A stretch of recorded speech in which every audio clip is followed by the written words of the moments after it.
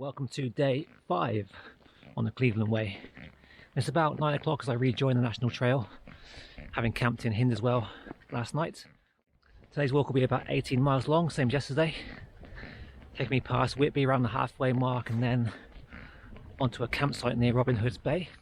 So I may well see people finishing their coast-to-coast walk today, throwing their pebbles in the sea from St. Bees to the west.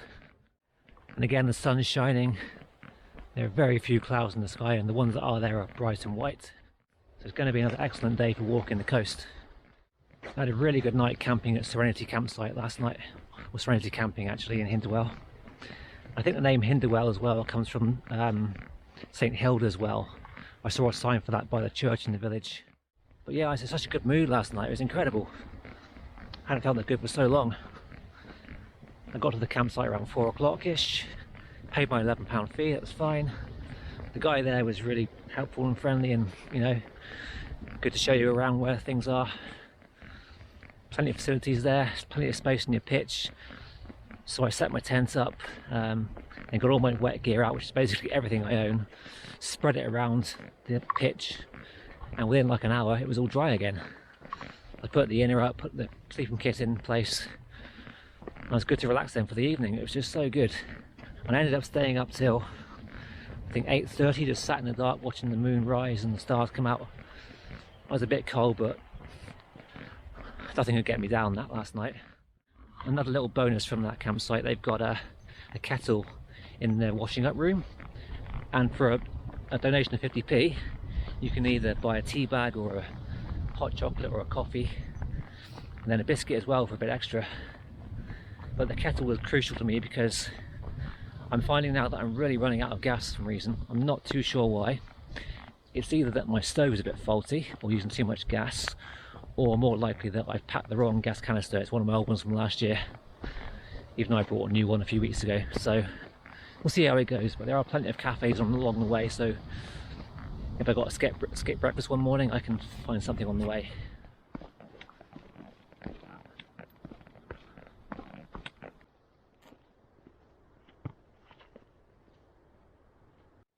There is a path diversion here, I read about that in advance. That's due to, of course, cliff erosion, which is quite a common thing these days.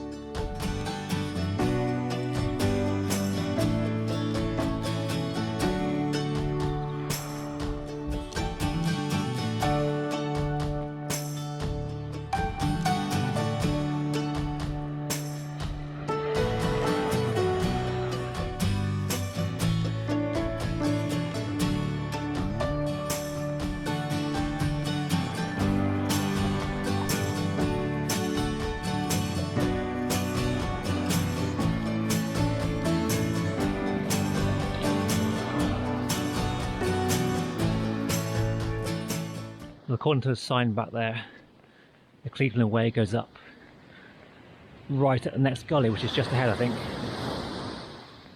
Apart from that, there's very little way marking for once.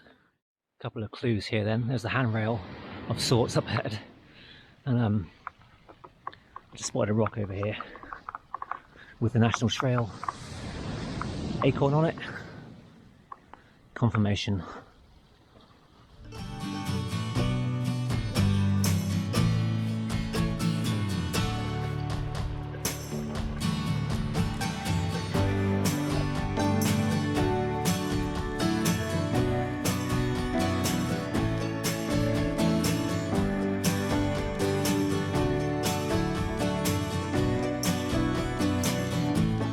I do believe it's true what some say, that doing these long distance walks and backpacking trips, you get stronger each day. My first 2 days my thighs were hurting quite badly, carrying all the weight, but on day 3 they cured themselves and I was walking fine. This morning I feel great. My calves are a bit tight last night, but bit of stretching in there fine today. And today I've also changed my socks again, so I put the waterproof socks away. I'm just wearing normal Mountain Warehouse Coolmax socks with some liners inside them.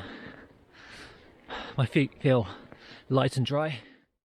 I was getting blisters with the waterproof socks, I'm not sure why. The thing I keep saying is that you can't really train for a walk like this without doing it firsthand, and no one can afford to have an extra week off work really. So down there was Runswick Bay and the village of the same name, Runswick. I'm assuming that, like Keswick, the W is silent. Quite a beautiful place and the best beach I've seen so far on this walk.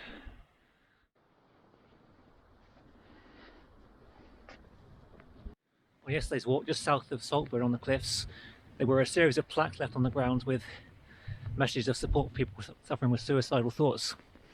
And a number was there for the Samaritans to call as well. Now, I'm assuming that tragically it's a suicide hotspot, but we can all do more to talk about suicide. I don't want to bang on too much, that's not the point. I told you before that I've lived with suicidal thoughts for the last 20 years probably. I've never attempted it, but that's not the point either. This year has been a huge difference for me. I can't quite say why. There have been some good friendships, and even doing this walk this week has been incredible. Last year, by contrast, was awful. I felt absolutely terrible. There's still this big objection towards talking about even the simplest things. And some people go as far to say that they don't believe it. They think they're crying for attention when they say these things. And that's absolutely the wrong attitude to have. And that's why people lose hope. That's where they give up. So we can all do more to be more empathetic, to be more mindful, be more considerate, more compassionate.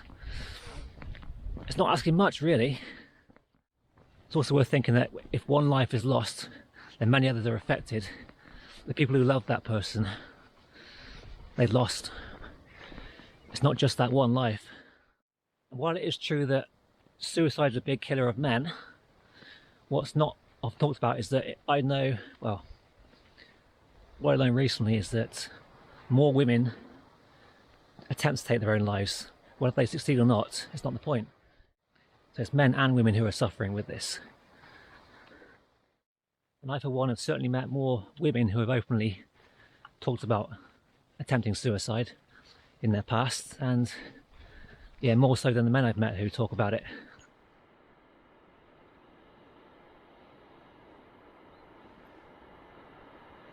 The walk, I think we're now approaching Kettleness, and just beyond there, at the end of these cliffs, we will get dropped down into Sand's End. Not Land's End, Sand's End.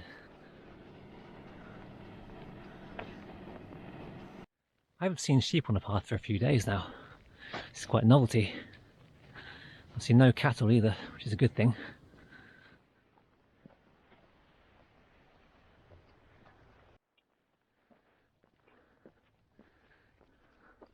How far I've come. And that's all I've got left, 37 miles.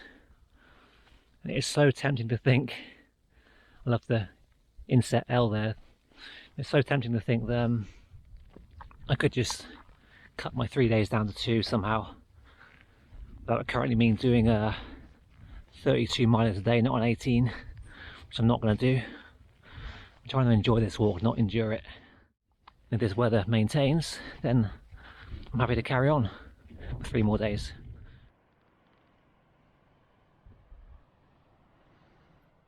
Just past my 2-hour mark, so the next bench I find I'm going to sit on for something to eat and refuel.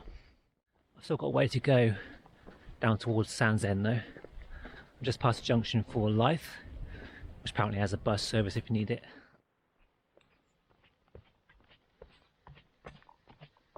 Small feet on these things.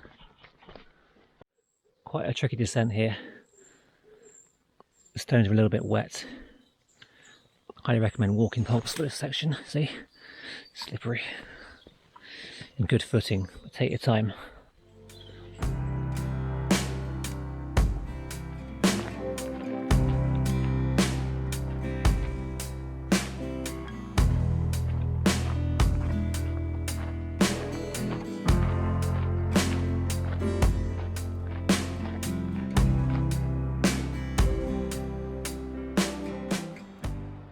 This will be Sands End then, and beyond there is Whitby.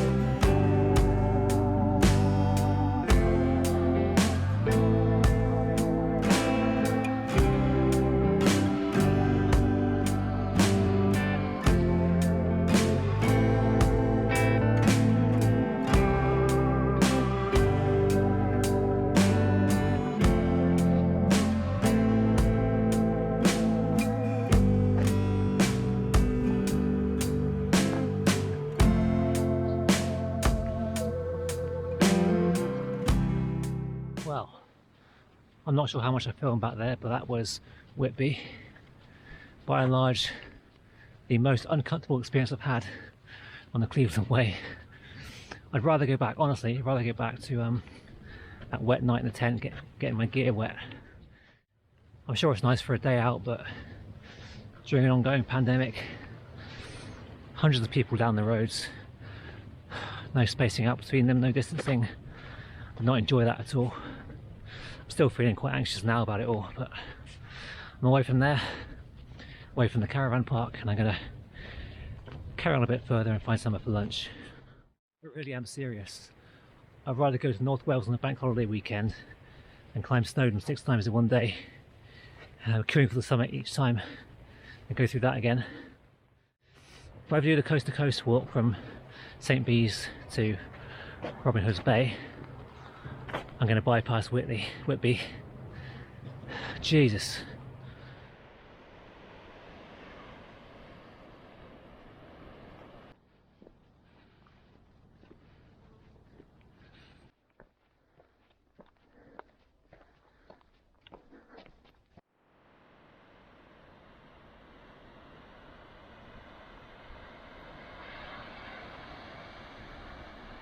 Just had my late lunch on that wall over my shoulder.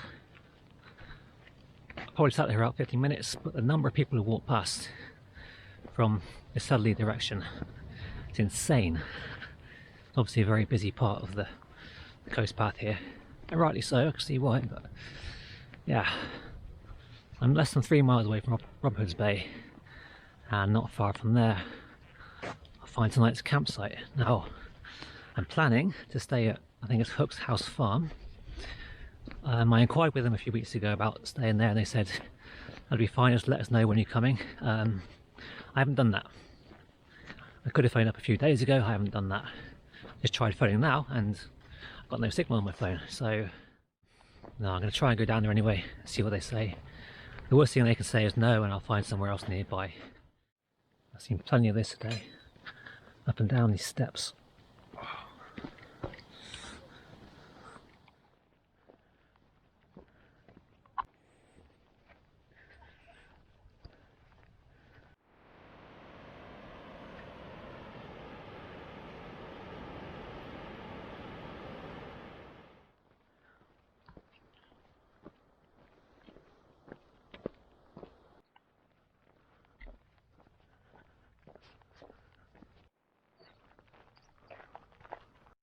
Well, not too far to go now. I keep saying to myself, I've find this last section quite tedious. Should be there soon. Yeah, thank you for watching the video. Hope you enjoyed watching it as well. I'll see you tomorrow on day 6. Take care in the meantime.